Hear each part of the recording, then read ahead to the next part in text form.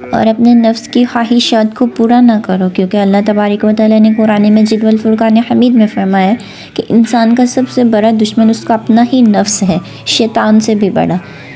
اللہ کے رسول فرماتے ہیں وَحَلَفَ النَّفْسَ إِن سَعَتْ مَتَعَالِبُهَا وَاكْتُبْ غَزَائِلَهَا وَاطْلُبْ لَهَا الْعَذَابَ، اور اگر تمہاری نفس کی خواہشات بری ہوں یعنی گناہ کی طرف ہوں تو اس کی مخالفت کرو، اس کی جاہلانہ خواہشات کو دباؤ اور اسے ادب و تہذیب سکھاؤ، یعنی کہ اپنے نفس کی خواہشات کو پورا نہ کرو۔ اور انسان کا نفس آپ کو پتہ ہے شیطان تو خوش ہوتا ہے جب وہ اپنے نفس کی سنتا ہے، اور آج کل تو یہ عام ہے کہ ہر لڑکا لڑکی ایک دوسرے کی محبت میں ہیں، غیر محرم ہیں، جبکہ جانتے ہیں اللہ تعالیٰ نے کہا ہے کہ جو حلال محبت ہے نا وہ نکاح کے بعد ہے۔ تو ہمیں چاہیے کہ ہم بدلیں، نیاپن لائیں اور بار بار اپنی جوانی کو تازہ کریں، ورنہ ہم اندر سے سخت اور جامد ہو جائیں گے۔ اب سخت اور جامد ہونے کا مطلب کیا ہے کہ ہمیں گناہ ہی نہیں لگنے لگے گا۔ اب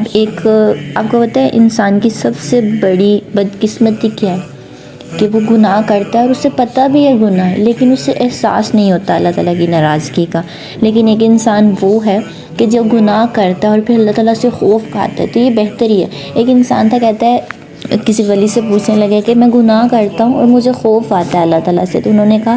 تمہیں خوش ہونا چاہیے کہ تمہیں گناہ کر کے پتہ چل رہا ہے کہ تم گناہ کر رہے ہو۔ کچھ لوگ تو اس حد تک پہنچ جاتے ہیں کہ گناہ کرنے کے بعد انہیں پتہ بھی ہے گناہ ہے، لیکن وہ گناہ کو گناہ نہیں سمجھتے، عام سی بات سمجھتے ہیں۔ تو اس لذت میں کوئی خیر نہیں ہے، یعنی حرام کے رشتے سے بچو جس کے بعد جہنم کی آگ ہے۔